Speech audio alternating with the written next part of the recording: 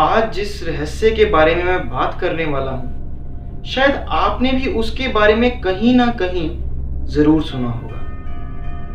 मैं बात कर रहा हूँ एनाबेल की। जी दोस्तों, आप में से बहुत लोगों ने एनाबेल मूवी जरूर देखी होगी एंड कईयों ने उसे एंजॉय भी किया होगा।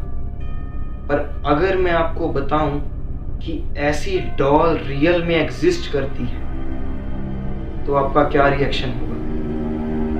जी दोस्तों, ये मूवी एक रियल स्टोरी पर बेस्ड है एंड ये डॉल आजकल ऑकल्ट म्यूजियम यूएसए में रखी हुई है।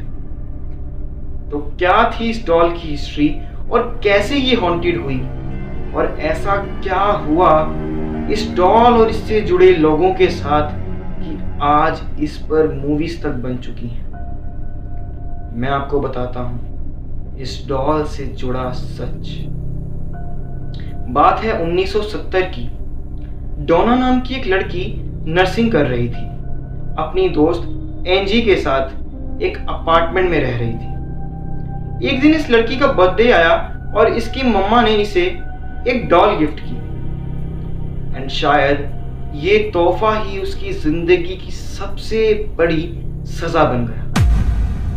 दोस्तों, जैसे ही एंजी के पास और डोना के पास ये डॉल आई, उनका इस डॉल से गहरा लगाव हो गया।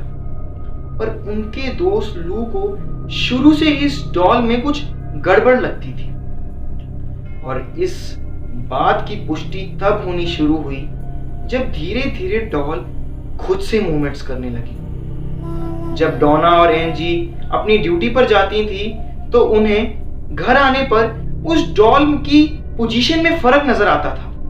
कभी उसका सिर घुमा हुआ होता था तो कभी उसके हाथ पैर उल्टे होते थे। पर उन्होंने लगा कि शायद उनका वहम होगा। पर बात तब बढ़ने लगी जब डॉल दूसरे रूम्स में मिलने लगी और घर में धीरे धीरे इस डॉल की हरकतें बढ़ती ही जा रही थी। एक दिन जब डोना अपनी ड्यूटी से लौटी तो उसने क्या देखा कि घर में हर तरफ हेल्प मी लिखा हुआ था। इस डॉल के शरीर पर इंसानी खून के धब्बे मिलने लगे और एक रात कुछ ऐसा हुआ जिसकी वजह से लू की बात ने सच का रूप ले लिया। लू को सोते हुए किसी भारी चीज का अपने ऊपर होने का एहसास हुआ और जब वो नींद से उठा तो क्या देखता है कि वही डॉल उसके ऊपर बैठी उसे मारने की कोशिश कर रही है और सडनली उस डॉल ने उसे स्टैब करना शुरू कर दिया। इस हादसे के बाद सब परेशान हो चुके थे और उन्होंने फैसला किया कि इस डॉल को अपने से दूर कर देंगे।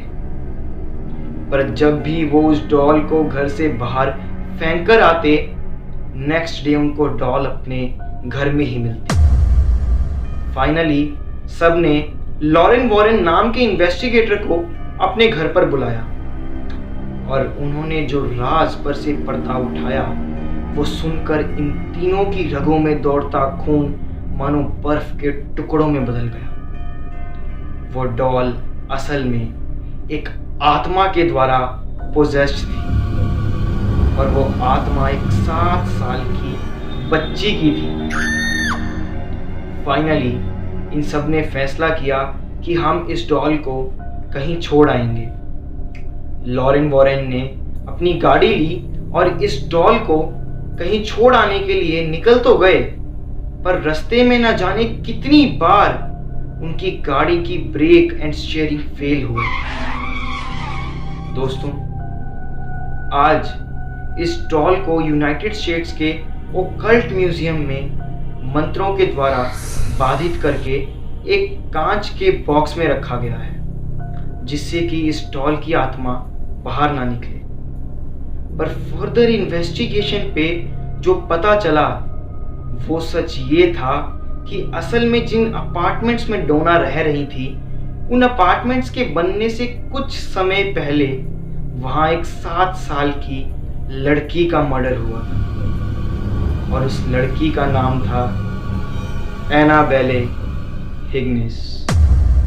जी दोस्तों, उसी लड़की की रूह आज एक इंसानी शरीर की तलाश में थी।